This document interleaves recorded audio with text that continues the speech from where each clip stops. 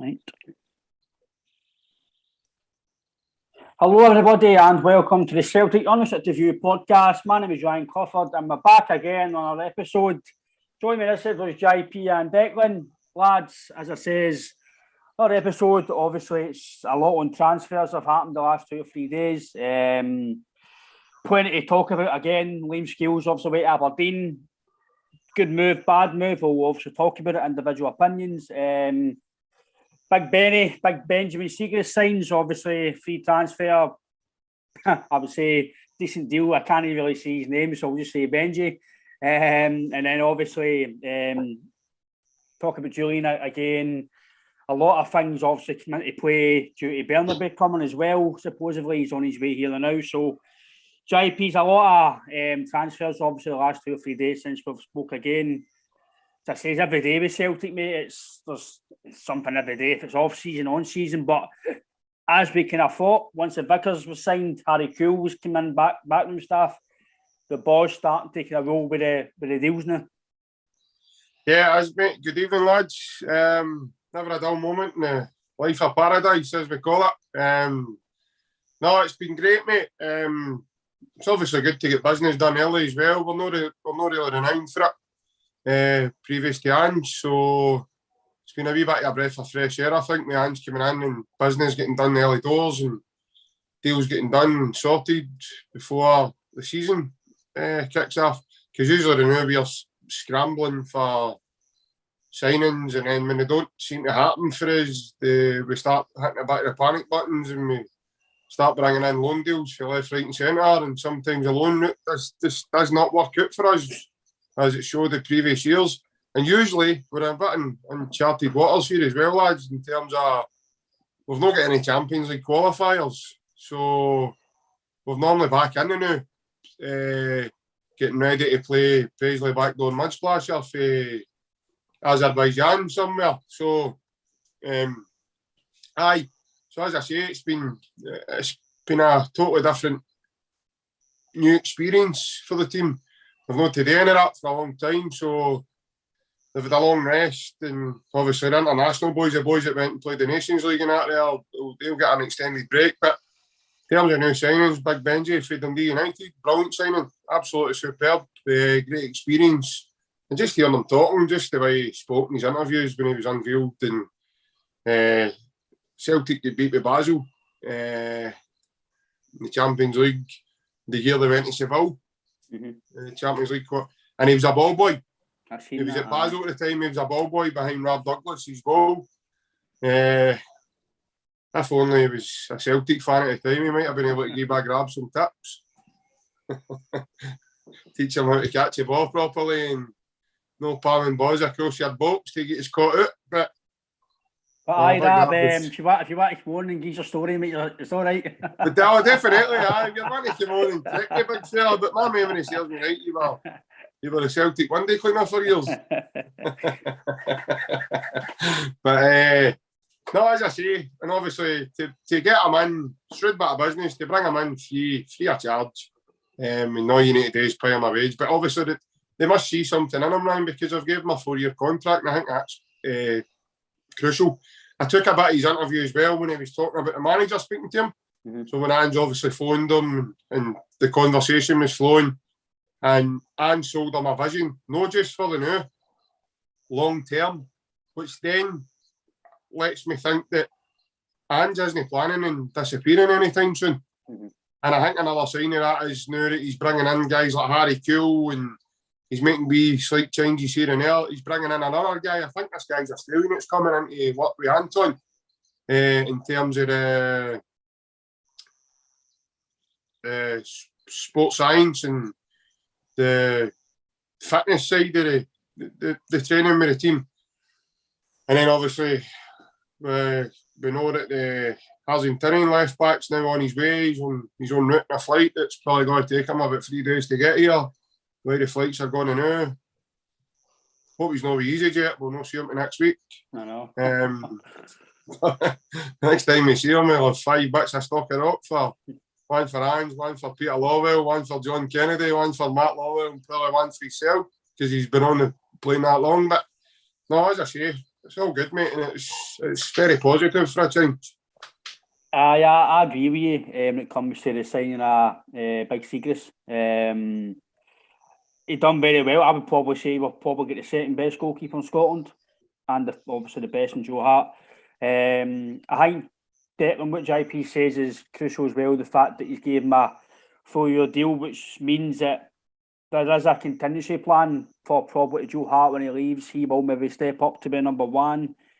Which I don't think Joe Hart will leave anytime soon. I think Joe Hart might be here for the rest of his career, but it seems it because he loves it here. And as long as he's here, I think we will be successful because he's a fantastic goalkeeper. And in the dressing room, we can tell that. But I think it's a very, very good backup to Joe Hart. And I wouldn't even call him a backup, Declan. I think he could easily step up and play. If Joe Hart was either injured, suspension, or doing the rest, I think he could step in and play any bother because we've seen it in Scotland, Declan. Especially against us, I think last year, the game, I think we won 1-0. The Barra game, he was superb that game. How we didn't score was unbelievable. So we know what we're getting. It's not a gamble. We know it's a free transfer. Normally, we sign players, maybe like Bernabei, we don't know really much about him. It could be a gamble for the money we're paying for him. But on Siegrist, it's not a gamble. It's a win-win in my opinion. No, definitely, mate. I remember watching him last year, being very impressed by him. And you know yourself, there are certain goalkeepers that stick out in your mind when they play against us. They're going to have the game of their life for it. Always seems to happen. But I didn't realise he was quite as old. I didn't realise he was 30 until I done a wee bit of reading on him a day. He was an under 17. World Cup winner with Switzerland. He won the Golden Glove, the competition. So he's had quite a good pedigree from a youth player up. Obviously, he's made these most appearances for Dundee United, but before that, he was playing with a team in Switzerland. Their name escapes me now. But he was with Aston Villa. He came through the Aston Villa academy. He's had a lot of loan spells with like Conference League clubs, which is strange because he does seem a very confident goalkeeper. And normally when players, you know yourself, when players are bouncing about the lower leagues, there's usually something not quite right.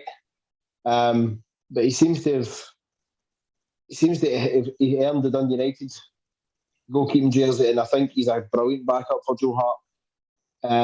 And I think, as we've spoken about in the chat and that as well, whereas Ange will probably rotate the goalkeepers, especially with the amount of football that we're going to play this season, especially at that top level, being back into the Champions League.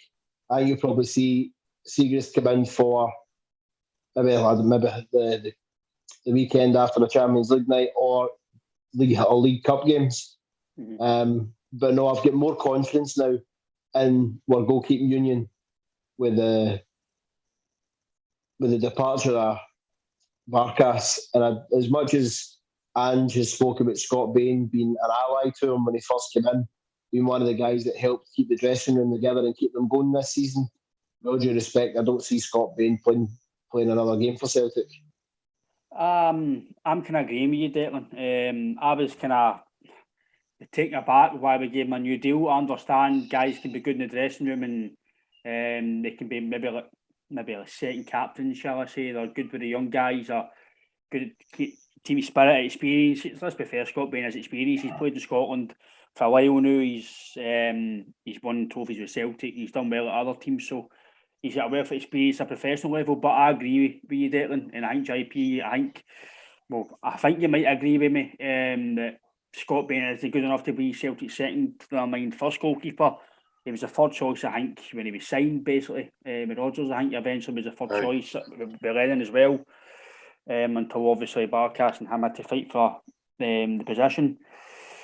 I just think that for me, I'd rather pay a guy who's Siegrist, who's going to be second in command, challenging and pushing Joe Hart, a wage to actually come in and do a job when he can. I'm not saying Scott Bain can do a job because he's a goalkeeper, he's a professional goalkeeper at Celtic, but I've not got any confidence in Scott Bain. See, like we spoke about, if Scott Bain the Celtic part against Rangers and Scott Bain's your keeper. Aye, he had that good game at Ibrox, but that's probably his best game he played in a long time for Celtic.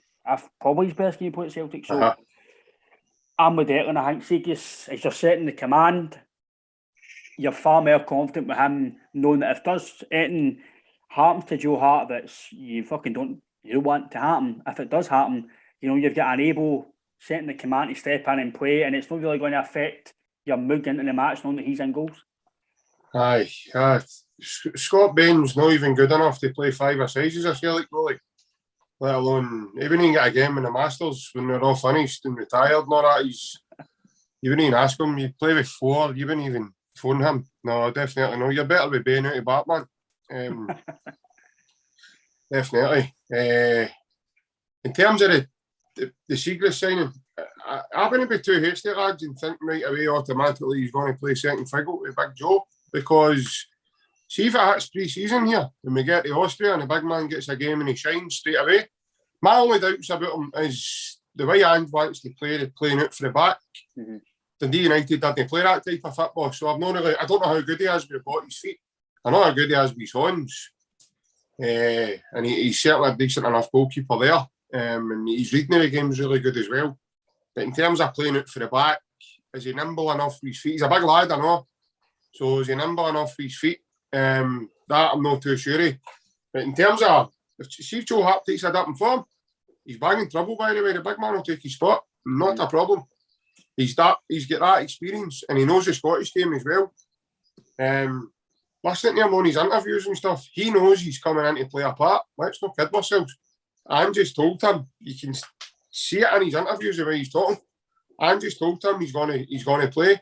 And I think Ange has got confidence the way we have, as we've just said there, in terms of he knows he couldn't trust Scott Bain. Mm-hmm.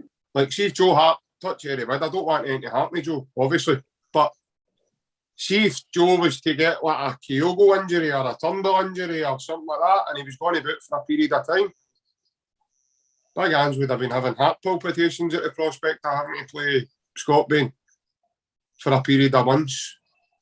And I actually think he would have maybe even thought twice about it and started playing the big fella all you with me. Mm-hmm. Because that's what I'm saying. Like, you wouldn't even play Bain on FIFA and goals. So anybody that tries to convince themselves Scott Bain is a goalkeeper, let alone a Celtic goalkeeper, they're having a laugh. Maybe football isn't for you if that's the case. But no, I think Ange now has got total confidence in terms of the two boys now. He signed Siegrist up in a long-term deal. I think if anything happens to Big Joe, he's going to have every confidence. He knows that Big Siegrist can step up and do the job the same, if no better, or whatever. I think what hammered at home with Scott Bain for myself was away to Sparta Prague. What is he doing? He comes running out the goal. He runs by the centre forward and then goes, "Oh, the ball's there." And you're just like, what are you doing? But after that, I would have said to him, phone your agent tomorrow morning and get your move to Dumbarton because you're finished here. And that, by the way, that's no disrespect to Dumbarton. And I probably shouldn't have said that because I wouldn't want Dumbarton burdened for that problem either. But no, in terms of Scott Bain, as I say, forget it. For me, it was strange why. Maybe he gave a new deal because he didn't know if we're going to get somebody else in to maybe be the second the command quality. I don't know if the challenge show Hart, Declan, but obviously he's getting rid of Barkas. Interesting that they've no put a buyout clause in that deal. It's just a straight loan. I think it's 60% wages they're paying or something like that. So that's interesting that he could go and have a good season at Utrecht, and I'm not saying he'll be Celtic goalkeeper, but it's giving Barkas he's probably giving Barkas a final shot, I would say, to play with Celtic. If he goes there and does well, obviously I used to hit on the massive in Holland, or no one of the top teams, but if he goes there and does well, there's more chance of him coming back to Celtic and playing than I would be just sitting here and no playing at all. There's more chance of him, even getting a game somewhere else in the future and putting yourself out there, because I do believe on Barkas, I know he's been shite here, right? You can't kid a kid on, you can't kid fans on, right? He's been hopeless here. But again, every player but last year was fucking hopeless. No, sorry, the year before. So it's not just him. But for Athens, I thought it was decent.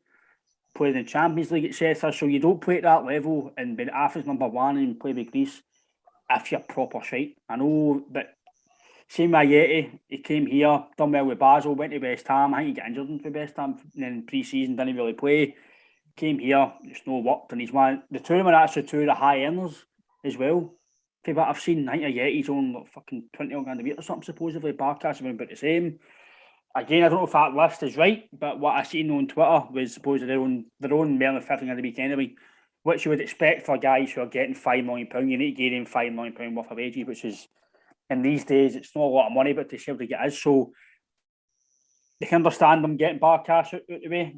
Scott Bain might be the third in command, and his boy Oliemi might eventually come up to the third. But on the Siegrist signing, Declan, I think it's a massive positive, and it's only good for Joe Hart as well to have somebody to challenge him. And by the way, he's going to be a tight night with Bain, Stevie Woods, and Joe Hart. He's big on the union, he's big on being team spirit, so it's going to help us as well. Definitely, mate. And also, as JP touched on earlier on, he's obviously a big fan of Rob Douglas, as we can tell. Also, Celtic have been a bit, I want to say, unlucky with goalkeepers over the years. We don't seem to find many gems. And again, no disrespect to some of the guys that have played for us, because a few of them have had good careers. But like, you go back to a guy who we're going to actually go and play a game in honour of, who was my favourite goalkeeper, was Arthur Boric. I also remember when Fraser Foster first landed here. He was on loan, and everybody thought he was a dud as well. But again, credit to guys. You mentioned Stevie Woods. Credit to Stevie Woods for some of the work he's done with Fraser Foster, which then makes you go, what's his opinions on goalkeepers? That's something I would love to hear. Would be his thoughts on goalkeepers we've got. But for the first time in a long time now, in terms of the goalkeeping department, I have confidence in what seems to be our number one and number two. Like, when was the last time you can honestly say you looked at the Celtic goalkeepers and went, if we're talking, as you mentioned there, if Joe Hart's injured, sorry, we've got Benji to come in. You've not. I don't feel as if I've had that confidence in that area for a long, long time.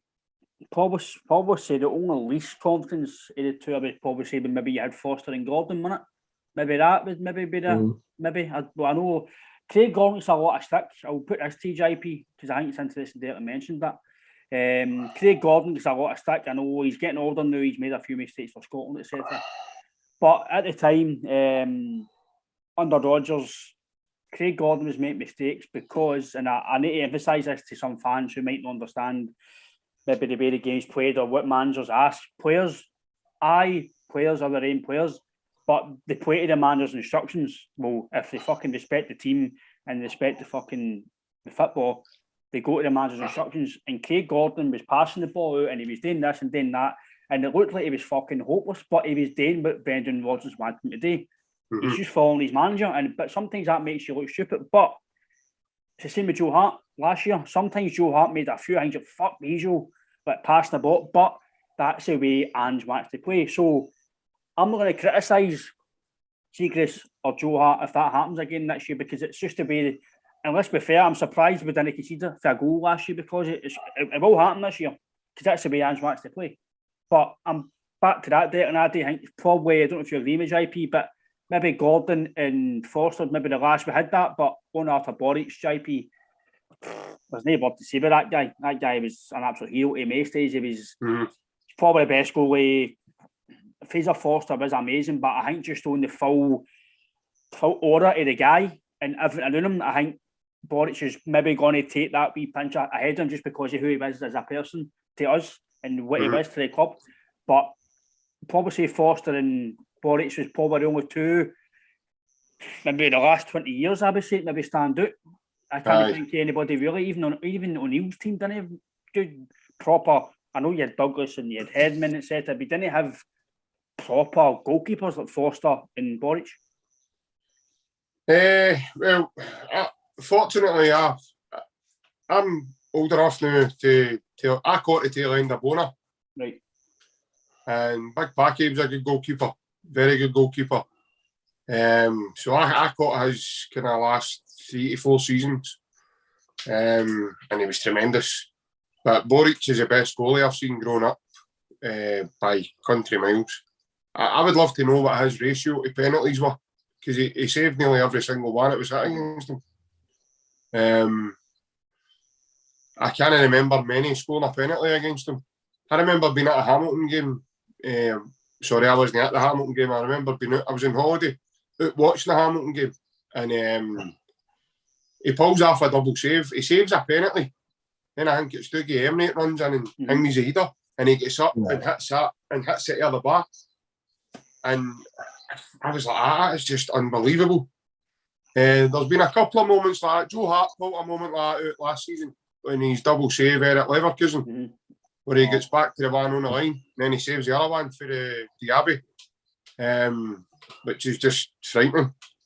And Fraser Foster was a brilliant goalkeeper, but in terms of 2 goalkeepers, I actually felt sorry for Big Zaluska, because I thought he was dealt a bit of a raw deal with us as well. I thought any time he played, he looked really good and assured. You probably say Sanchez Brotto was a good one and all, we just didn't have him long enough. And then obviously Davy Marshall's heroics over in Barcelona. And then he's obviously a couple of days later he goes to Ibrox for Beach Ball Sunday and does the saves that he pulls off there as well. So in terms of, but I get what Declan's saying, in terms of goalkeepers, there's more bad than there has been pretty good. If you look at some of the draws we have had, in terms of, I don't really like to slag Big Rab, because Big Rab was part of a very successful Martin O'Neill team.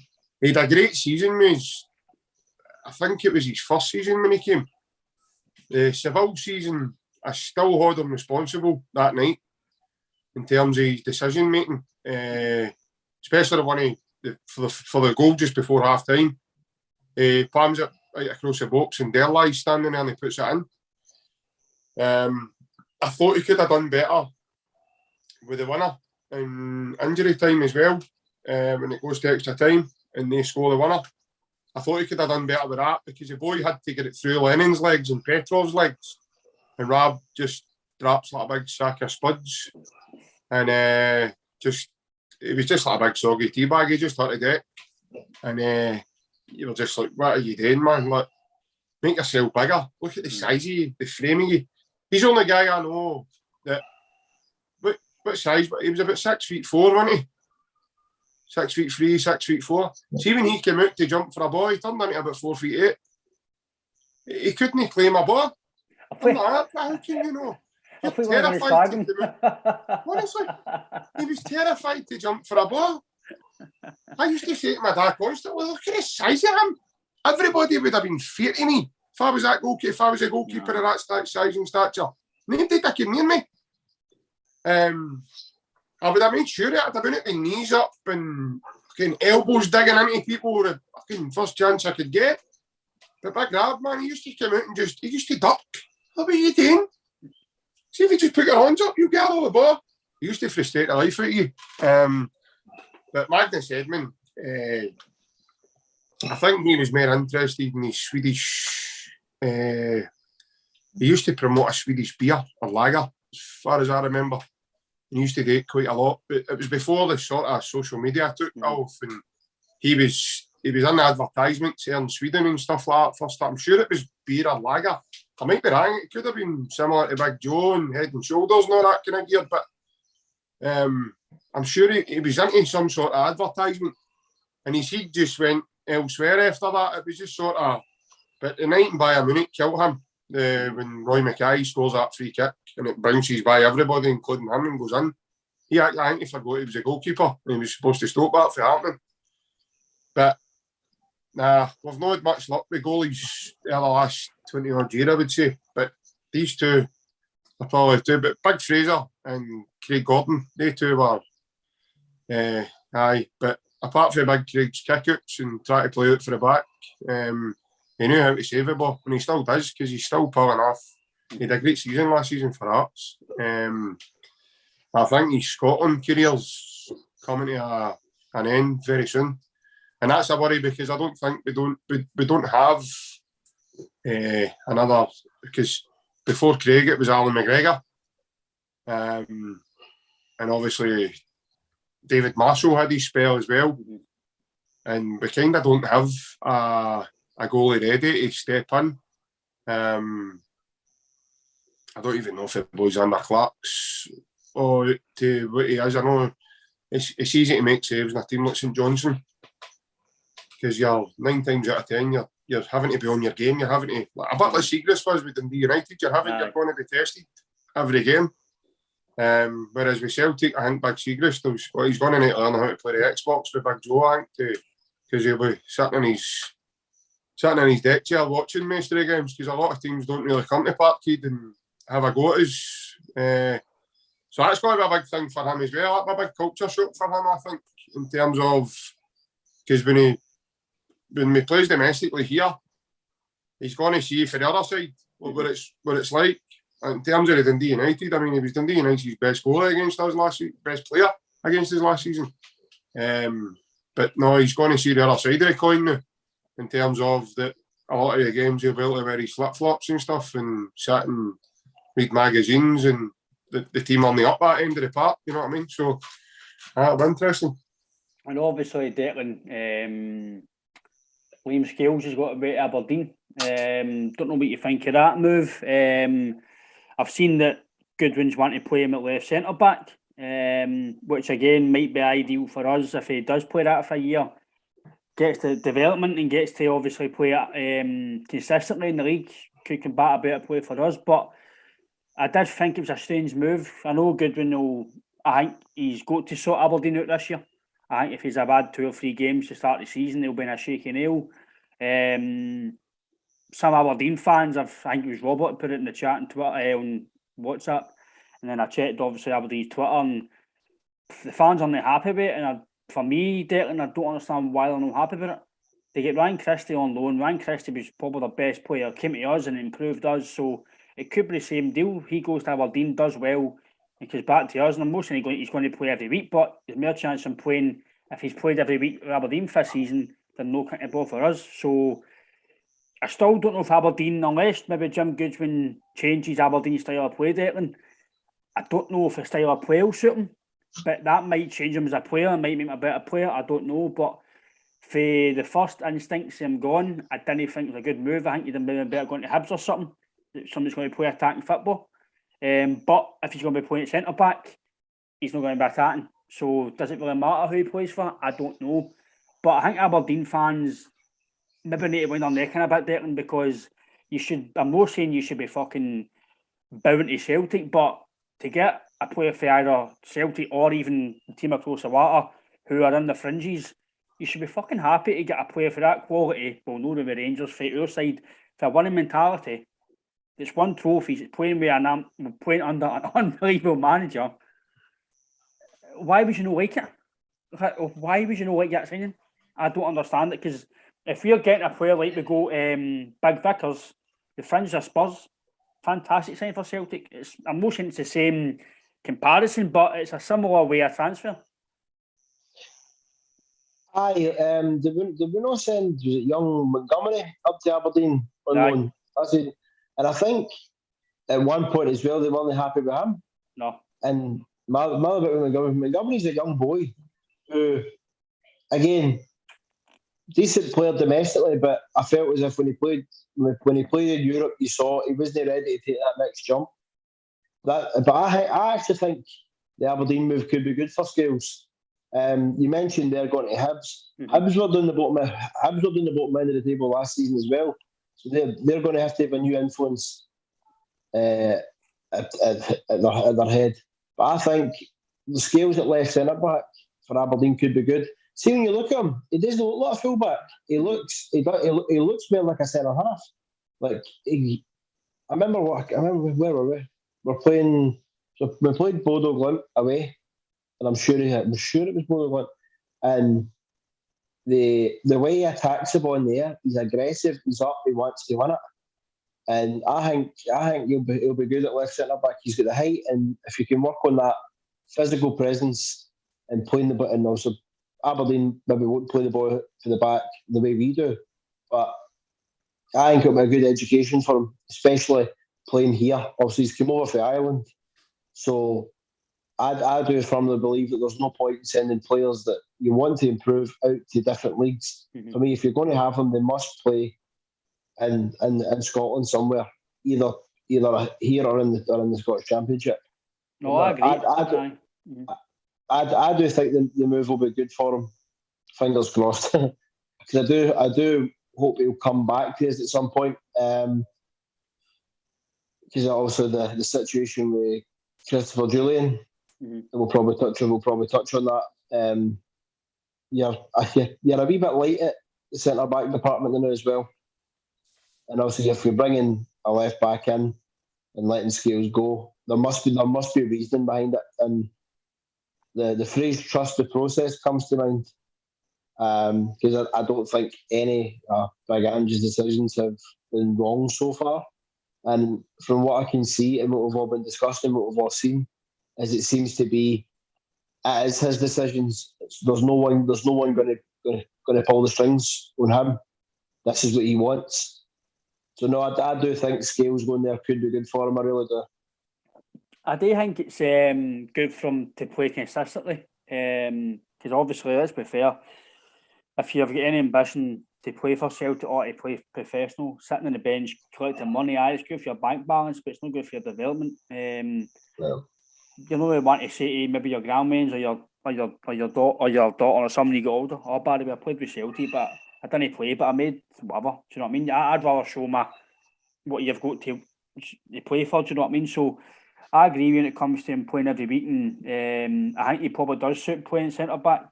Declan, to be fair, I think JP. We spoke about him briefly about the move to Aberdeen. Obviously, Goodwin's got to get a good start, and I think Aberdeen fans understand with Montgomery. He didn't start well, but I think he did come on to a game near the end.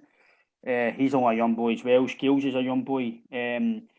Maybe looking back, JP, obviously we were a bit late at the start of the season when he came in.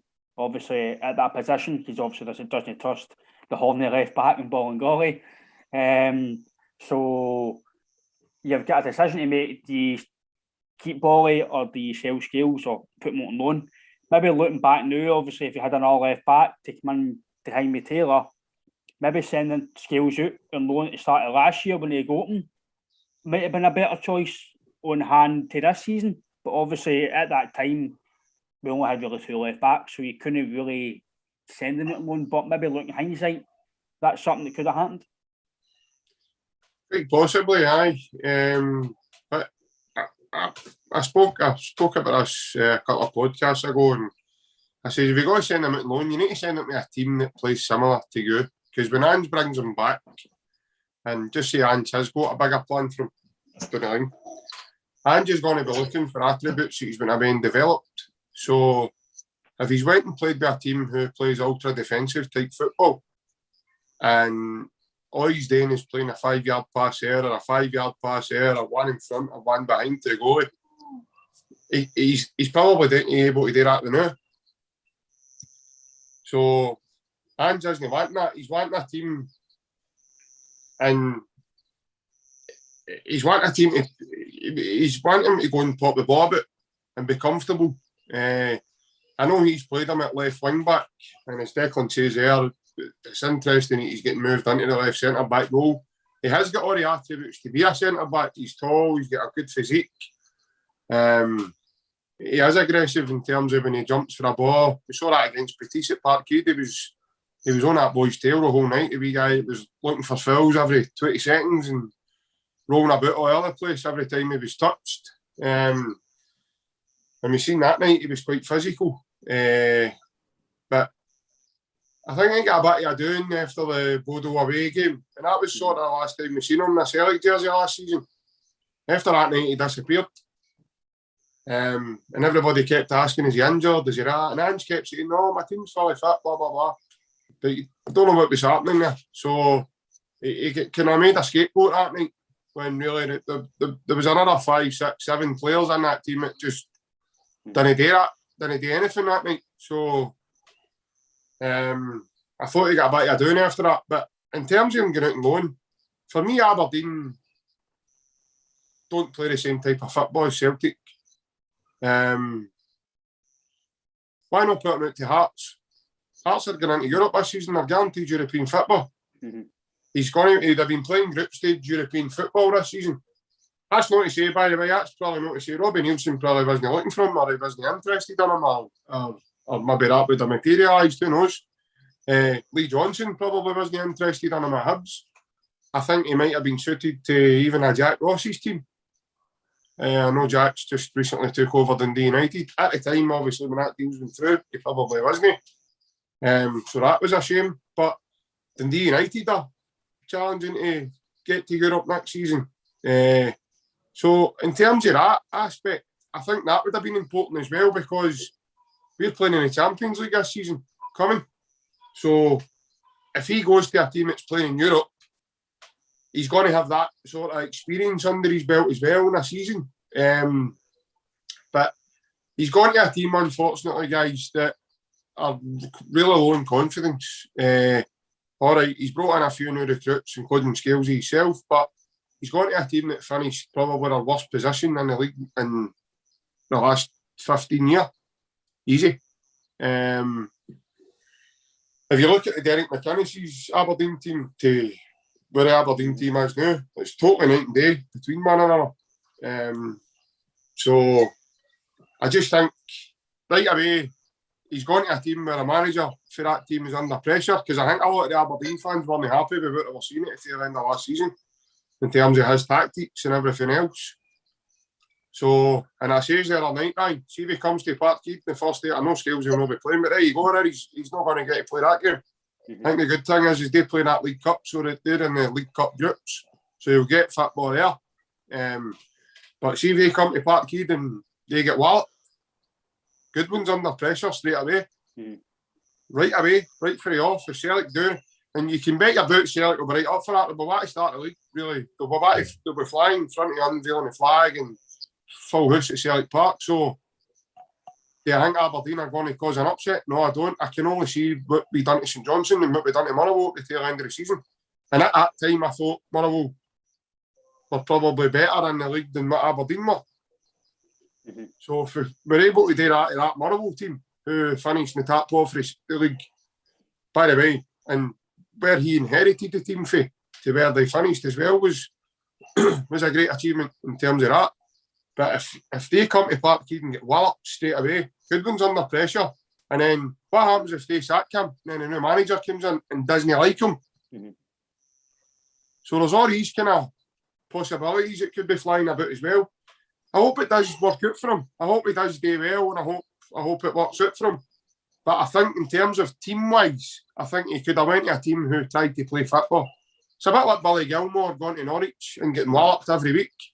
It's not really going to help Billy, because Billy's not that type of player. It needs to be a team that pops the ball about, that allows him to go on the ball and pick it up in half turns and start playing people in to the final 13s and through the mid-60s and all that. So Billy's went to the wrong team, and it's looked bad now for Billy. People are now questioning, is he that good? Is he? That's just nonsense. You know he's a brilliant player. Do you know what I mean? You can tell that when he plays for Scotland. He's got class about him.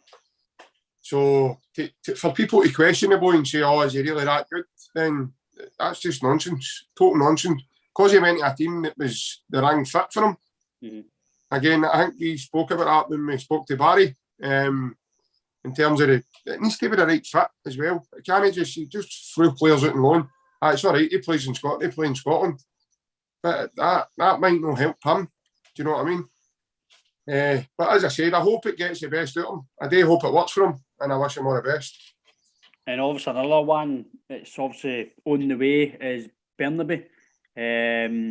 Before obviously this podcast, I've just done one with Seba. That's actually on the YouTube and Spotify and that now.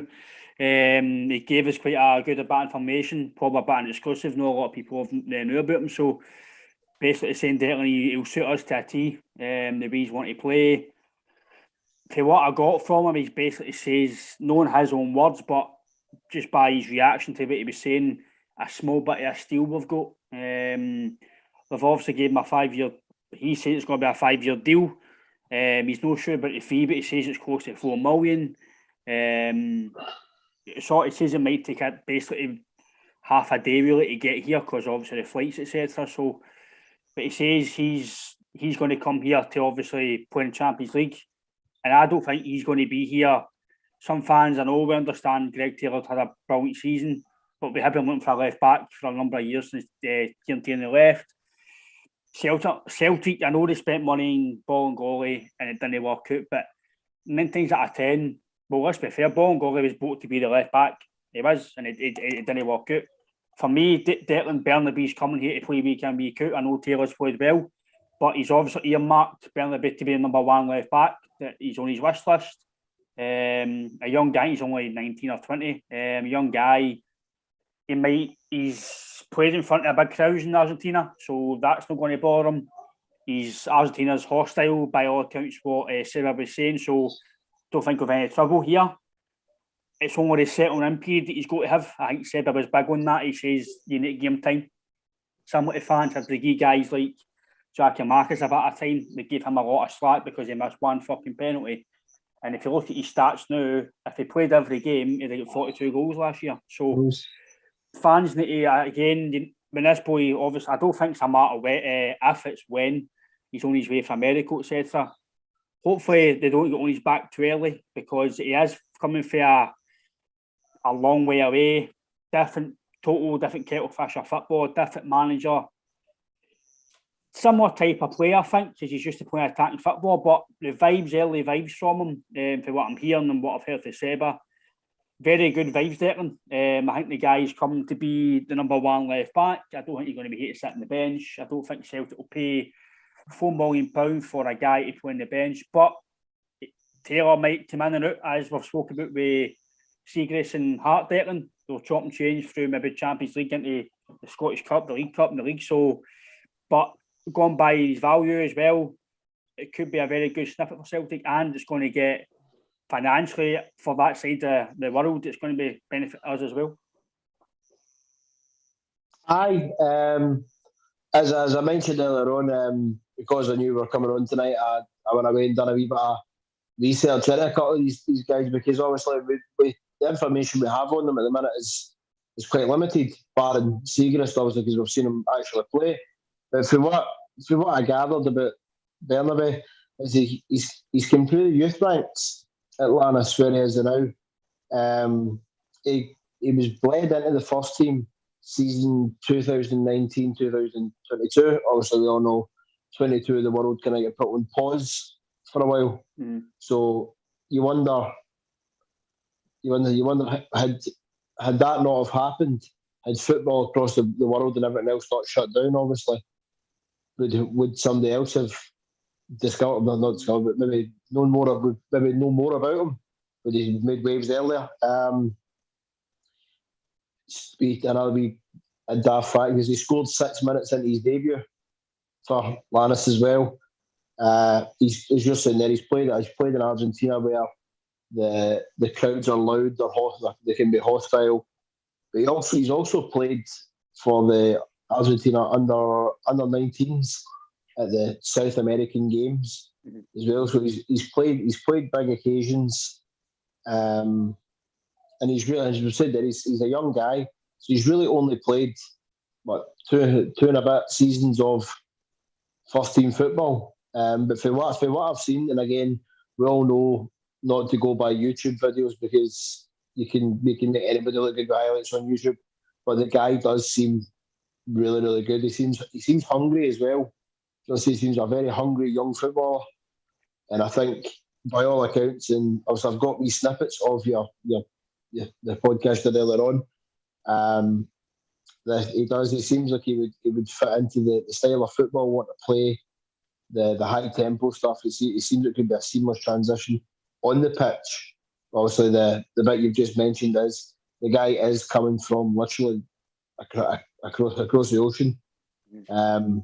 a bit like Big Gigi, a bit like our Japanese contingent. Thankfully, they hit the ground running, but we never know. It could be the same with this boy. He could just get it right away. But no, all signs do look promising. But I'm actually buzzing about this one, to be honest, mate. No, I'm the same, mate. I said that to Seba when I spoke to him. I'm actually really, really positive about the guy. Just for what I'm hearing, and nobody's really any fan of his club that I've wrote on the Twitter, etc. Nobody JP's gave him any bad reviews. Normally, some fans they to be like cheap partner shots. There's been nothing bad. Don't know if that's a good thing or a bad thing, but nobody said anything bad about him, JP. And as Declan says, he's done all right in his career so far for being a young guy. According to Seba, he's got a bit of bite about him as well. That's I think we need big time, JP. I think we're too soft. Excuse my French. I think we're soft as fuck. We're very technically very good. We're very good players, but we're fucking. We get bullied off the ball off certain teams. Even Rangers sometimes bullies off the ball. So I think that sense we need to get stronger, and having guys like Bernabei, but it seems that he's not going to be a pushover. He's coming from a background Argentina where you don't get pushovers, and like basically what Seba was saying was these guys who play in these countries, when they make a football career, they're doing it no just for the money, but they're doing it as a career. They need to do something. They're they're basically fighting a battle because if it's poverty or whatever it is, they're fighting for a cause to get to that level. So to have that mentality come to us, it's like you're saying, Rangers games, European games away from home, it's a battle. A guy like that could do very well for you. Yeah, definitely, mate. Obviously, again, it's a bit like uncharted waters because we've never had an Argentinian play for us at all. So I'm interested in that aspect to see, but for what you hear, he's got extreme quality. I've also read as well that he's quicker than Frimpong apparently in sprint stats. That's going to be interesting as well because Frimpong was lightning. But apparently he's gone with his stats. He's quicker. His acceleration's quicker than Frimpong's over a set distance. So that's quite interesting as well. He plays as if I've heard as well. He's 21, but he plays like he's a 31-year-old head on him as well. Just the way he plays, he's so intelligent. He's tactically aware. He can play both positions of left wing back and the left wing as well. So you can push him one higher as well. So that's vital, I think. But he sounds like he's going to be a major asset to the squad. Hans doesn't strike me as the type of guy that he's taking a gamble here. Hans has done his due diligence behind all this. Make no mistakes thinking otherwise, because he wouldn't just pluck this guy out of fresh air just with a Y scout start and say, right, he's either had them watched personally, or he's had guys gone and watching the boy play to see this guy up close. There's no way I've watched footage of this guy the way John Barnes did with Raphael Scheidt and thought to himself, right, he's worth 5 million because I watched a good YouTube video of you. That's not what's happening here. There's a lot of work obviously went into this. It's right out of left field for the Celtic support because because a couple of weeks ago, I think Seba mentioned it earlier, Ryan. It was the boy Ortega that was linked to us for another side. And everybody thought it was that. But the initial link was always Bernabei. That's where they were getting that information from. But it was just the wrong player. So, no, it'll be interesting. I do think in terms of quality, this boy's going to have it all in his locker. And he's going to be the upgrade that we've all been praying for the last 2 years on what we've got. And I don't like to be too disrespectful to Greg Taylor, because I think Greg Taylor last season was outstanding for us. And I think he took his game on to a different level. Seen a different side to Greg Taylor. I think he's improved significantly under Ange. He's confident now. was very timid before Ange came in. He was hiding, not wanting the ball. No, he was first on the ball. He's wants to take the ball under pressure, keep a hold of it, do something with it. He was even beating people, taking people on. We've seen the training videos. He was just doing, the ball was on his left foot. He was nutmegging people, and like a totally different side to Greg Taylor. I thought him and Juranovic were outstanding. The understanding both of them had. Starfelt obviously built up a great bond with Greg Taylor as well. And I think Greg Taylor's reading the game last season was really good as well, in terms of knowing when to come inside and when to help McGregor, and sit in as a number 6 to allow McGregor to float onto the left-hand side of the sort of the half position just between Jota and Kyogo. But no, I'm really looking forward to seeing the Argentinian boy, because obviously, but I don't want to.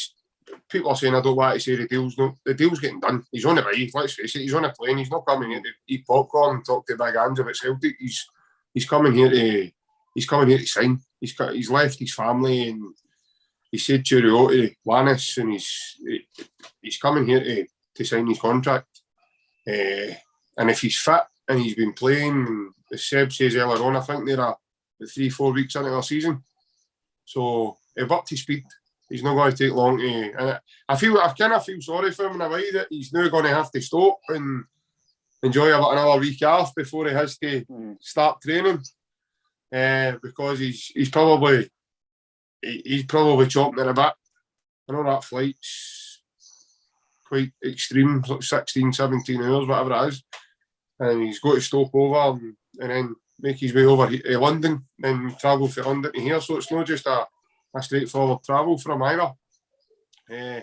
But once that's done, he's, as I say, I'd imagine maybe even before then the club might announce something about the deal, because Kyogo was in Japan quarantining, or he was London quarantining. He was somewhere quarantining. He wasn't in Glasgow, and they announced Kyogo as well. And this is kind of similar to that. It's kind of right out of left field, and everybody's like, what the heck? So, no, I'm looking forward to it. It'll be really good. And let's hope he can hit the ground running the way the rest of the boys did. Because Declan mentioned the Japanese contingent we've brought over. Let's face it, we're going to see the best out of some of these boys. Some of the lads are just getting started as well with Celtic, Kyogo included. So I think Maeda, Hatate are going to kick on now, and they're going to show exactly what they're really made of. And like I says, Ryan, I think with the pace and speed we're going to have in our team next season, we're going to hit a lot of teams, mate. That includes the Champions League as well. I think going forward, Declan, as JP says, I think especially at home, no matter who we get in the Champions League, it's going to be hard. We all know every team is just a bit better than us, barring 2 or 3 of the lower ranker teams. Even if it is your Bayern Munich, you're still able to hurt them going forward, but it's how you defend. But I agree that signing a guy like Bernabei is going to help you in that sense, especially in Europe, because he's played in, let's be fair, hostile away venues. So he's accustomed to that already. It's more accustomed to how big Celtic is. I don't think you understand how big it is. He might get told how it is, but like every player comes. Basically what Barry says as well. Barry says even Josh Windass, I know it's a Rangers player, he didn't understand how big Rangers was until he went there.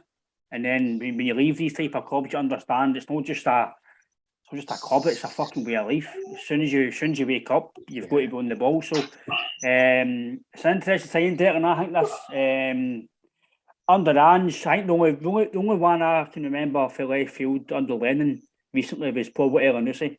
That came within a day and he was signed. I can't remember any other signing apart from him under Lennon that was out the blue. Abada was out the blue, Kyogo was out the blue. They seem to be out the blue re-signing. Siegrist wasn't out the blue because he was rumoured to come for a few weeks, but O'Reilly was out the blue as well. It was meant to be a guy McGree, and then within a day it was fucking O'Reilly. It just seems, Declan, that Ange's it's probably the first manager. Even Rodgers, there was small snippets, but nowhere near as much as Neil Lennon. It seems to be everything's under wraps, Declan, with Ange. If it's transfers, team sheets, anything to do with the club, it's under wraps. we're learning everything, transfers, who was gone, who wasn't happy, fucking team sheets, fucking who wasn't happy at training and what they were eating, everything was out, the wages, everything was out.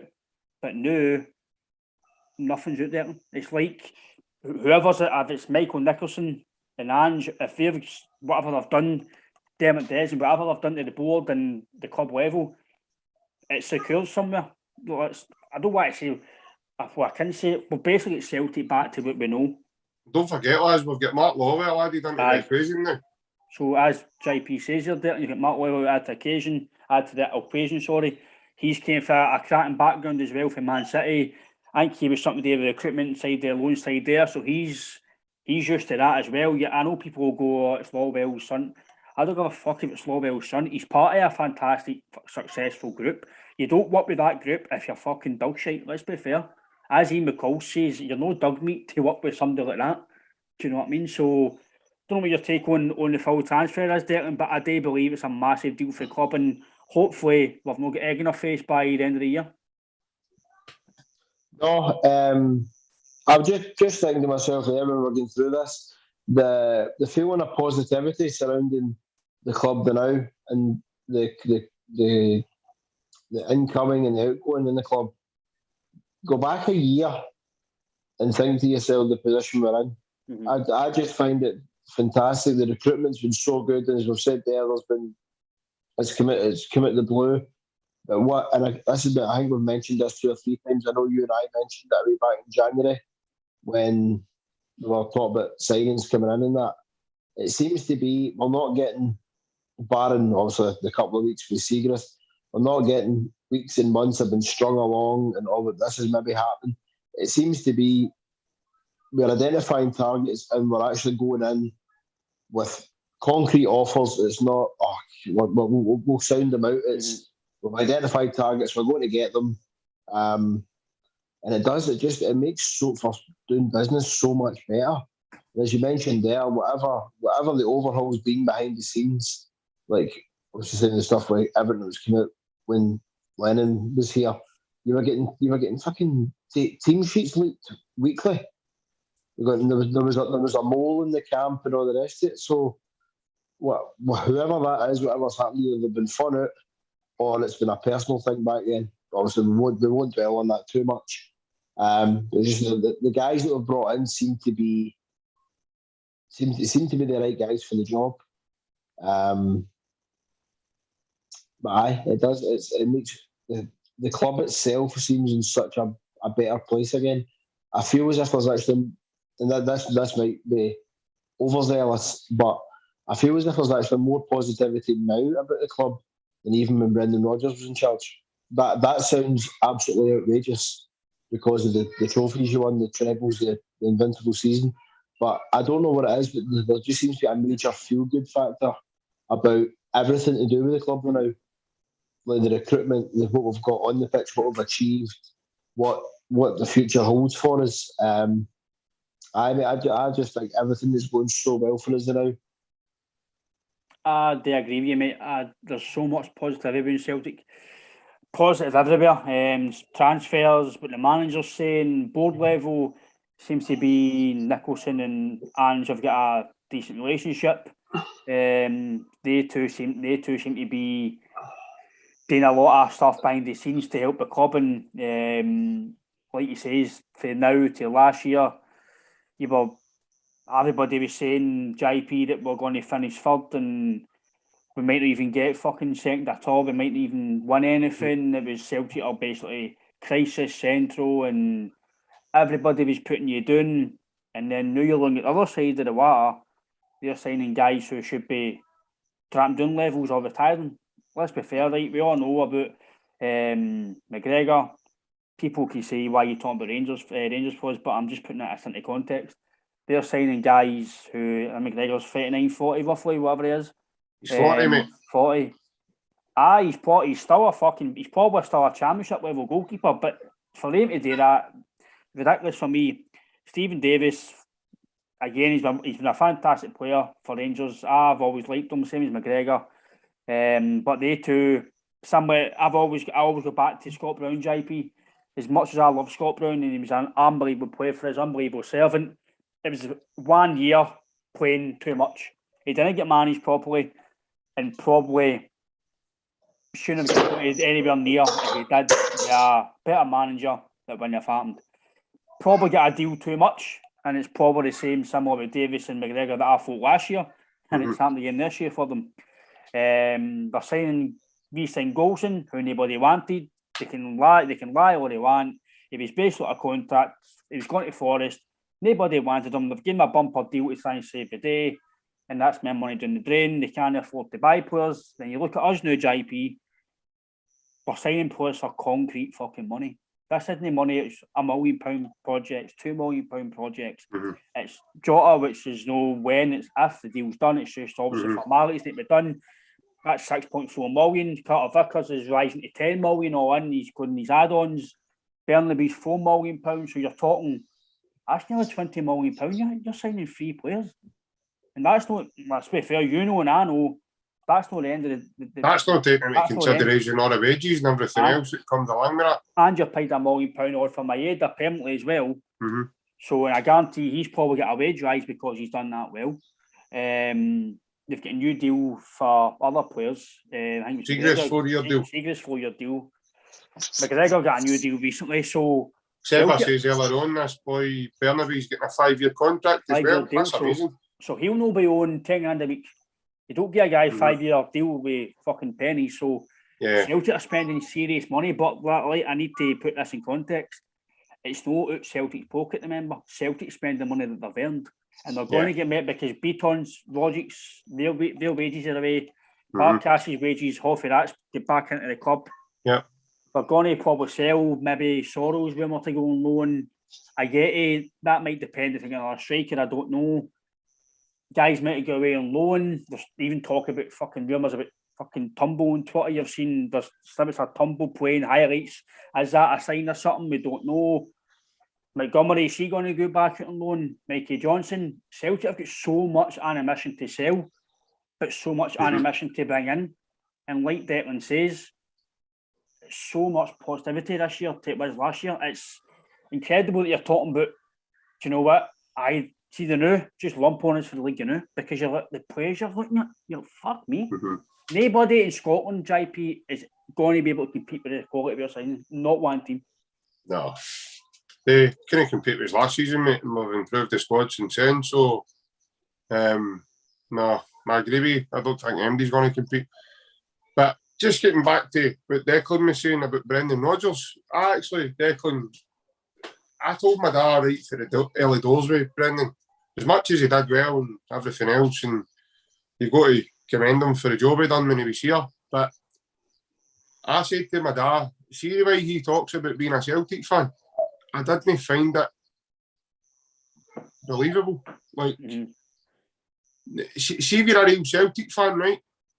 You don't say what you done, like, but you don't say what you said about Danny McGrain for 2 days later for Danny McGrain to start telling people that Brendan was talking shite. Just to sell a book, to make yourself look good in front of Eamon Holmes, who failed as a host of GMTV, let's face it, you know what I mean?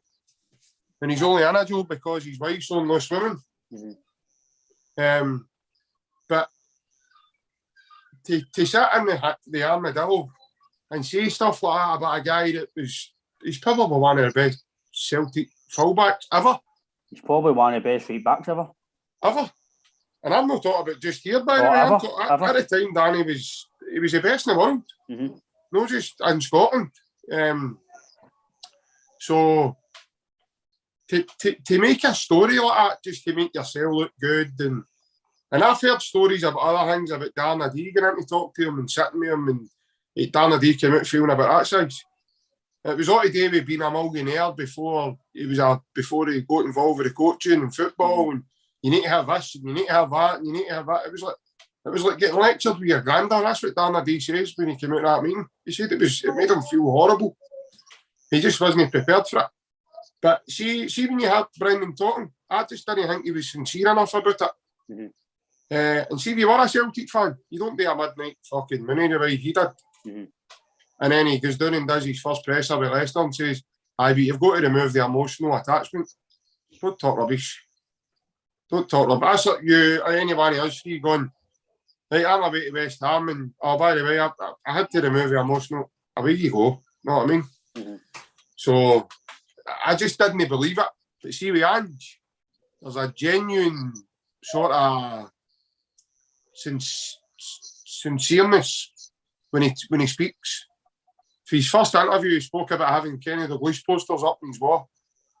Then he starts to tell you about things that happened when he was with his dad, and Ferenc Puskas used to talk about Celtic, and he played football with Scottish guys there in Australia who were big Celtic fans, and they used to talk about us, and they used to. So there was just a sincere. He knew what Celtic was all about before he came here, and there's even Maribond now that he's been here a year and he's done what he's done in quick time. And to watch the emotion beside it when he won the league up at Tannadice when they were announced champions, he was nearly greeting. You could see he was ready to upset him. And it was the same when he came out to do his speech at Celtic Park the last day of the season, the trophy day. Again, he was nearly burst into tears. And then the proud moment in his face when his wife and his two kids came onto the park to see it for that angle. It's different watching it up in the stands, guys.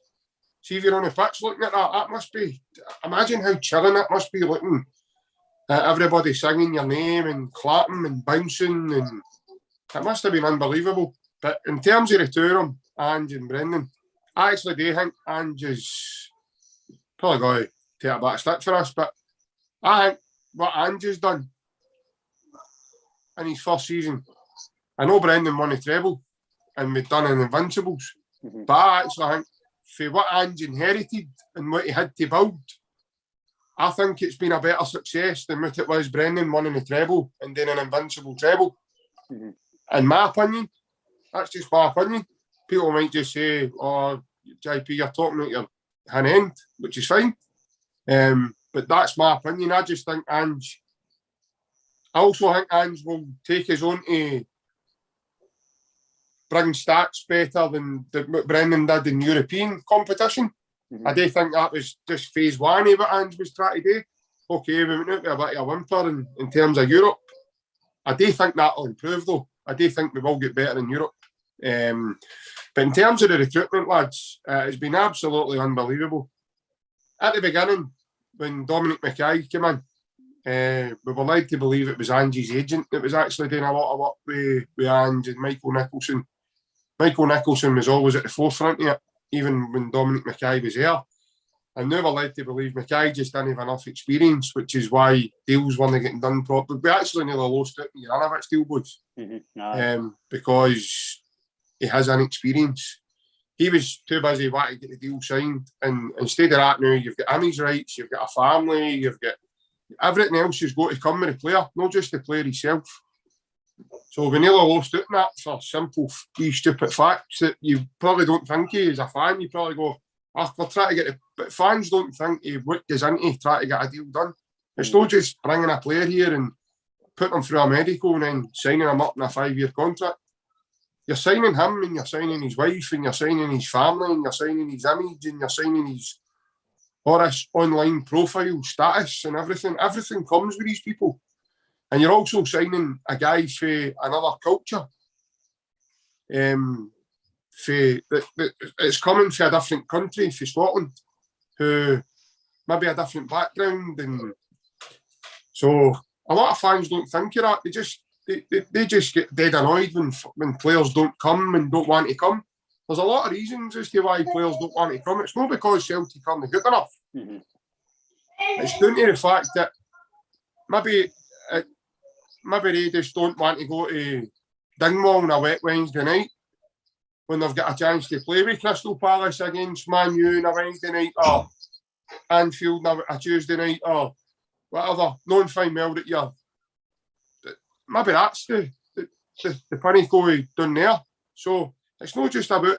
Sometimes it's not just about the player himself. He's also got representatives in his ear giving it, oh, don't do it. So it takes a lot, and Ange just showed really well with putting final touches to things. I think that's brilliant. terms of you hear Big Siegrist talking about, I came off that phone with him and I was sold straight away. Now, he wasn't the only one to say that, by the way. Joe Hart done the same thing. James McCarthy done the same thing.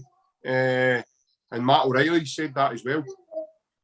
The Japanese boys obviously knew that. So, for me, they've came as Maeda played under him. So that was a no-brainer.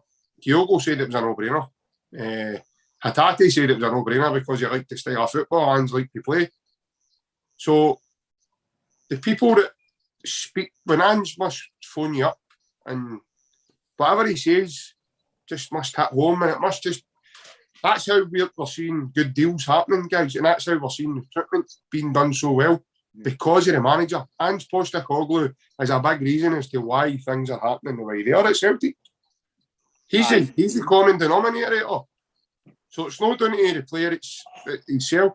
Everybody that has spoke to him, they all want to come and play for him.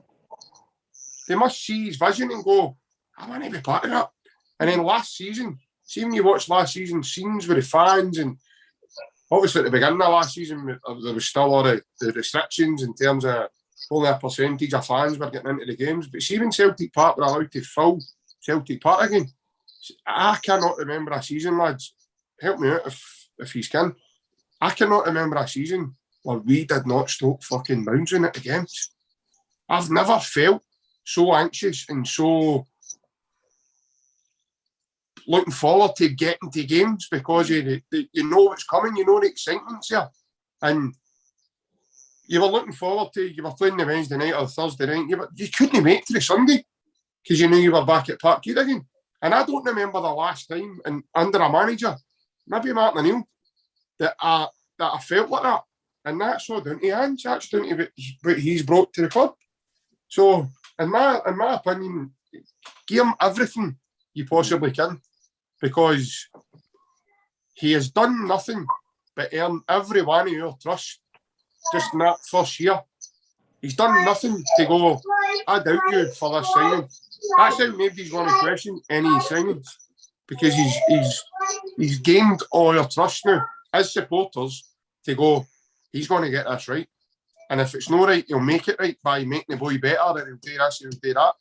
We have every belief in the guy to do it. No, I totally agree, mate. Everything you've said, spot on. The feeling around and that's why the board feels so comfortable doing it as well, right? The feeling around the club now is just as you and Declan have said, it's you kind of feel untouchable in a way, but nobody's going to beat you again. Similar to right, Declan, with Rodgers after his first year, nobody, you thought every season he's here, the trebles won, the leagues won. You're kind of getting that untouchable feeling again. It kind of was with Rodgers, wasn't it? The treble was won every year. Basically, aye. But on what you're saying, Declan, JP, I do believe that it's very, very hard for me. It's very hard for me to really say anything bad about Rodgers, because he's given me some of the best moments in my life as a Celtic fan. Winning 3 trophies consecutively in a row, it's unbelievable. I know Lennon won a bit as well, but to get that ball rolling started and some of the players have brought in, the way we're playing, but that excitement was similar to the way it is now. But I do agree with JP that I think ever since that 3-0 game, for me, I'm just like, right, this guy's fucking got us to a place where you can't see he's getting down away again. Like, there's only way we're going to go, and that's better and better. And I put a tweet up today, Declan, as well, that probably the last bit, and we'll touch on Julian, the last bit, Declan, I would say, about on this situation is we build on strength, the new. Maybe getting back to where they were able to do it in the third division when they obviously went bust. We didn't build on strength. We just went to Dyla, right? Just win the league, and then Rodgers, we'll give you a few £1 million for St Clair, and then just win the league. Europe, whatever happened, Europe obviously would be go in, but just do what you can. But I think now, Declan, when we're building on a power of strength for the first time, fuck knows since when. I really don't know when we're going to have to we spent a few million, Len spent a few million, but proper cash and proper strength and depth, and I think now, it's been a long time that I've seen it happen. I definitely think you're right, mate. Like it's funny. I've had numerous arguments with people about this. Obviously, you win your league. Your league's your basic. Your league's your bread and butter. Like you want to be champions of your domestic country, and you've seen the fruits of your labour come to fruition this year. You've won the league. You're not playing Champions League qualifiers. You're not travelling to the arsehole end anywhere. Do you know what I mean? You're in, and you can get your transfer business done without the thought of, right, are they going to be fit? Are they going to be in for pre-season? Who are we playing first? Are they mid-season? How fit are they? But I think the next step for us is, and again, this is not me sitting here saying we are going to enter the Champions League this season. We're going to wipe the floor with Bayern Munich, Real Madrid, and whoever else you like. That's not me saying that, but I think from the recruitment and from things the manager said, like Big Ange also said, I'm sure I think it was round about the last game, maybe possibly just after it, where he says we'll come back next season, we'll have the whole of Europe talking about us. So I definitely think there's a plan or an aim for us to actually try and do something in Europe. Like I'm not sitting here for a minute saying we're going to go to a final, we're going to win a European trophy. I'm not for a minute sitting here saying that. But I think the aim now is, right, well, you've won 10 out of 11 league titles. Right? You've done that, you've won trebles. So I don't know if we're now the aim is to do something a bit different, to try and go on a European run, try and give us that sort of experience again. I think, Declan, what you're saying, mate, I think you're right. I think I'm big on us doing well in Europe. I don't like us just winning the league and winning doubles and trebles. It's fucking unbelievable. Winning the league's amazing. But Celtic are known in the world of European football, and the world sometimes is the whipping ball of Europe for shite. He's always going to beat Europe. He's beat Africa all the time. And I want that to change. Don't know what you think. We spoke about it on night. I think JP will touch on it again. But I don't know what you think about the Angie style of play in Europe. Home games, I think it's fantastic. But away from home, what do you think? Do you think that it's going to get us caught out against the top teams? Going this gung-ho style, because Rodgers tried it and it fucking didn't half fail. But I do believe that Angie's more tactically aware when it comes to European football than Rodgers, because even with Rodgers with Liverpool, we didn't do well in Europe. So that was a given. That wasn't. I didn't expect anything different. Fuck, he played two wingers in the new camp and two wingers in fucking PSG. Who the fuck does that? Do you know what I mean? I can coach an amateur team and fucking no do that against a top team in the league. That's something you don't do. So I don't know what you think. What you think he'll do in Europe? Obviously, he won't. I know he won't tweak his formation into a sense, but I think you'll need to tweak some capacity, because you can't go touch wood. We don't get fucking Bayern Munich, right? But see, you did. You can't go to the Allianz Arena in Germany and play fucking free up front. I mean, well, you can, because you're the manager, you can pick it, but you're not going to get a result, in my opinion. You need to change some sort of capacity of the formation. I don't think you'll change it on it. And it's one of the ones. I know scary, there's people that suddenly Ryan's just swallowed his Adam's apple as you said that. It's frightening, mate, but I don't think he'll change. I think he will go and he'll play the same style of football. He believes in his coaching style. He does. He believes in the way he wants to play football. And as you mentioned there, Rodgers did try it. Rodgers didn't change his tactics in Europe. He had some absolutely horrible results under Brendan Rodgers in Europe. I don't know, boys. Then this sounds this goes back to being a wee boy and thinking that you Celtic you would back Celtic to stand toe to toe with European giants. You would, and I don't know, but there's something just tells me that he will go to these places and he will play the same football. He will not change, and I'm kind of hoping that it may be a miracle. It may not be a miracle, but I don't know. I think it'll. depending on who you get, I think it'll work. You played Betis away, you played well. You played Leverkusen away, you played well. So I think with everything we're talking about there, the squad has got stronger this season. For the rest, they'll have a pre-season. I don't know, boys. Depending on who you get, I can't see him changing his style of play at all. I can't see him tweaking. And obviously, touching on what JP says there, Declan says there, JP. Obviously, Rodgers in Europe wasn't very good. I know he might have got to the group stages, but apart from that first year, it was quite disastrous in some of these games. But I think looking at the defensive wise, I think we're stronger than we were with Rodgers' team, JP. But I know we had Boyata and Simonovic and fucking these names escape me now. Kieran Tierney? No, centre back. Who was it? Simonovic, Boyata. Eric Shevchenko. Shevchenko, that's it. Big Eric. So we had Toure as well, didn't we? Aye, Toure as well. So we had 4 of them, right?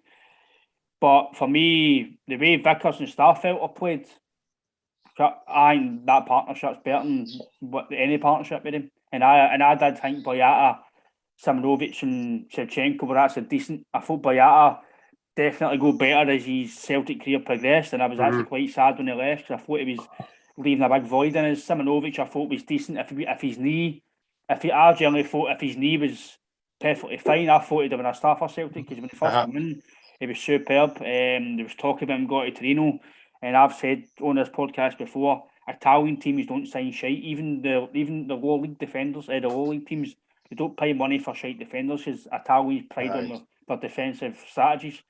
Shevchenko, I was a bit disappointed when he left as well, but we all know why he left. A good old Lee Congerton played a blinder with Ratland, didn't he? He gets rid of Shevchenko for us and brings in Jack Hendry and Scarlett Pimpernel, Marvin Compher.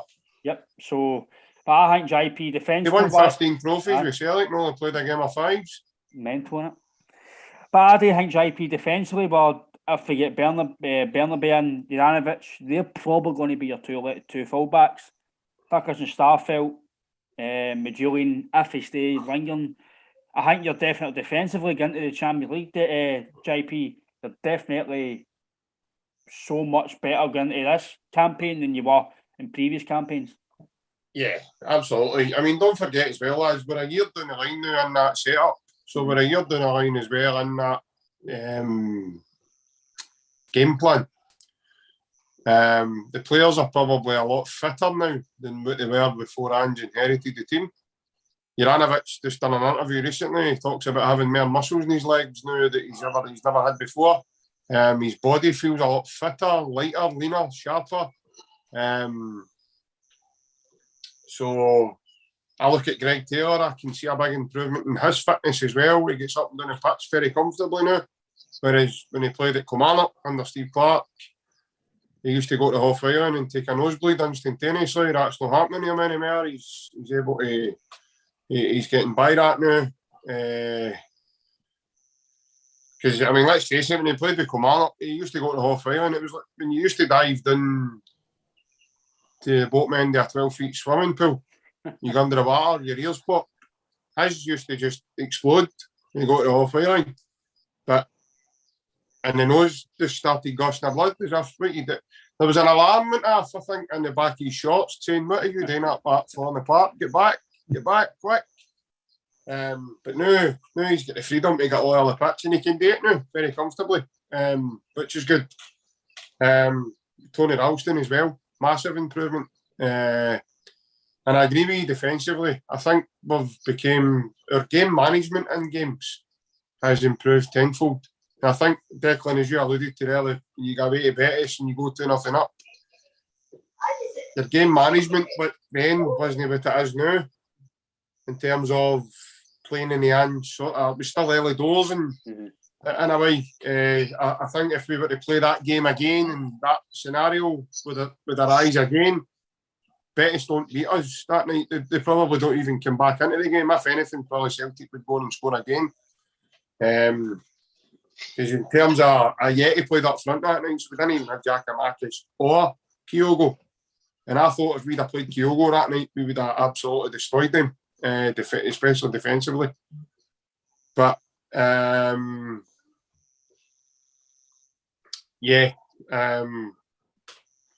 I think it's got to be dead exciting. I know Ryan swallowed his Adam's apple there when you said he's not going to change, and he's not going to change. He's going to. It's that Lavy heed you're getting it patter, innit? It's like, right, come on then, let's do it. Let's go to town. And I firmly think that he's set that team out with belief that they can take a game to teams. I really do, and I think the team are buying. The team have bought into his coaching, and the way they, because that's one of his biggest things. He needs to get them to believe in him, and then get them to believe in his style. And you hear McGregor talking, and McGregor's like, no, we're all on the same page, and the camaraderie's all good. So I think there will be a surprise as we go. I don't think we're going to be the whipping boys as people think. I think there'll be one or two results that will go, where the fuck did that come from? Do you know what I mean? But we see it every week, guys. So the ones that will go, where did that come from, will be the ones that are maybe down south and who have been slaughtering us for before Ange came in and always want to stick a boot on his. Like that. Jamie O'Hara, he reckons them across the water had a better season last season than us. Guys, I wrote into Top Sport, I says, I want him drug tested, you know? Because he's just not a full kettle. Like, there's a few of them on that need drug testing. Let's be perfectly honest. They must be high. Like, what do they put in your coffee in the morning, Jamie? I know the boys in open goal have had him on a couple of times as well, and see even when he's on that, but you'd probably just start bullying him, wouldn't you? You would just, he'd be an easy target. You would pick on him. He'd be the one you pick on. Somebody says earlier on, he played 30 games for Spurs, and I think 25 of them was a game of 7-a-sides. Aye, your grand's bit. Aye. Out his granny's backyard with a Spurs top on.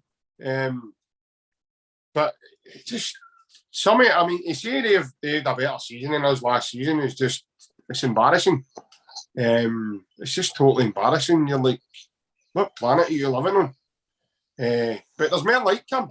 I mean, if you ask people like Chris Boyd, and they'll have you believe that Celtic didn't have a good season last season.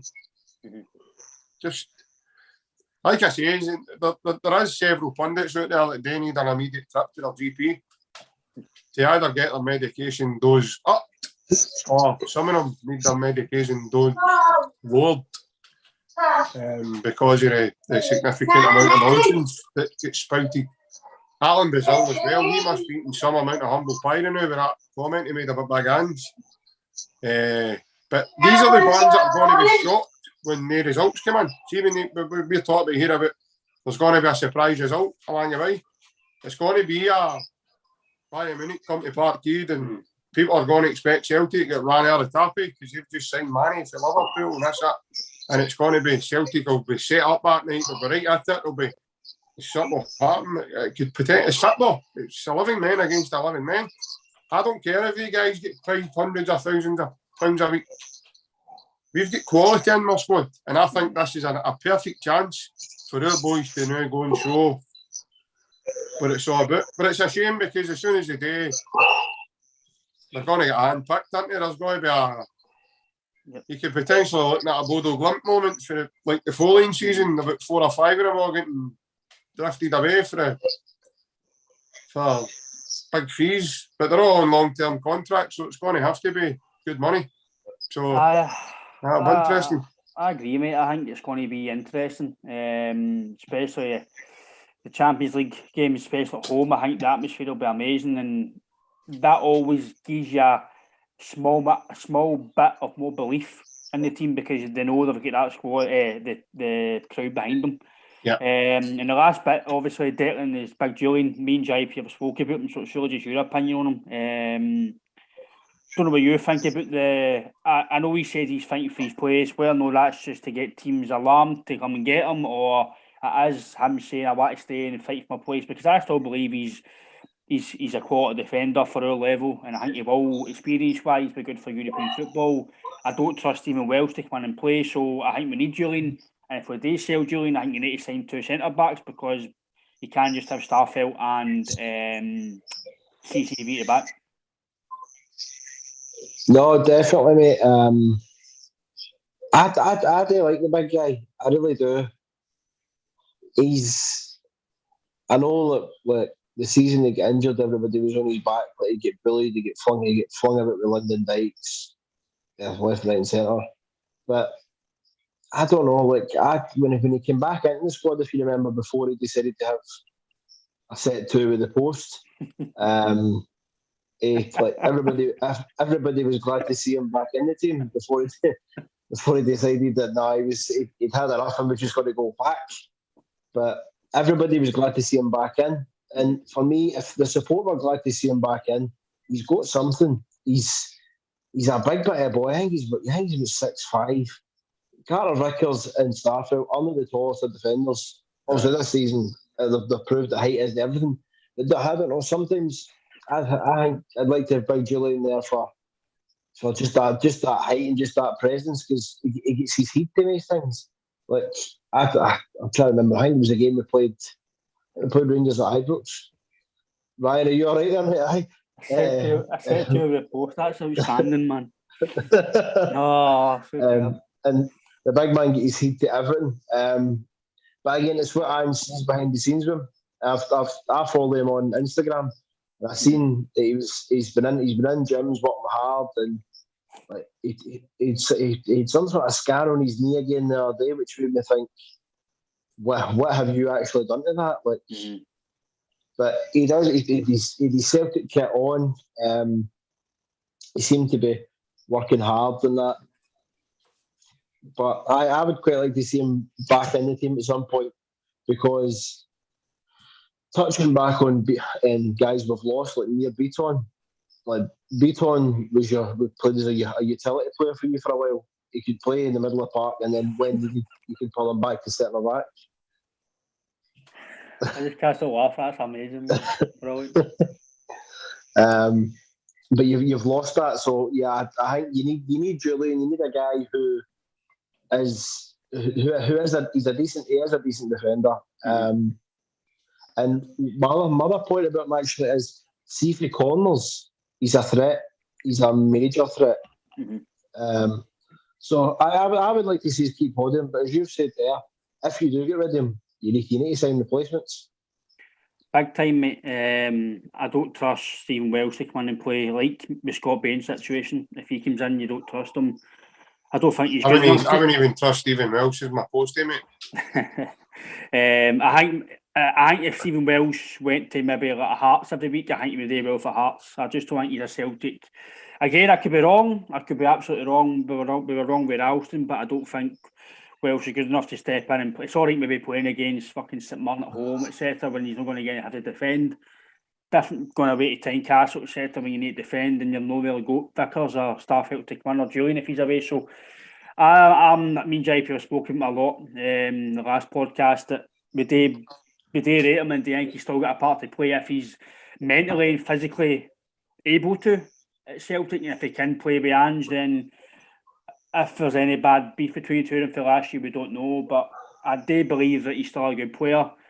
We don't know how much the injuries obviously hampered him, we don't know, but like he says, I've seen him on social media working hard. He's on his pre-season holiday working hard as well, so I think if he does go, you need to sign at least somebody worth the same quality, and by all accounts you need to probably pay £4-5 million for him to come in. You probably need to buy a backup player unless they bring up somebody for the B team to come in and sit on the bench. I don't know.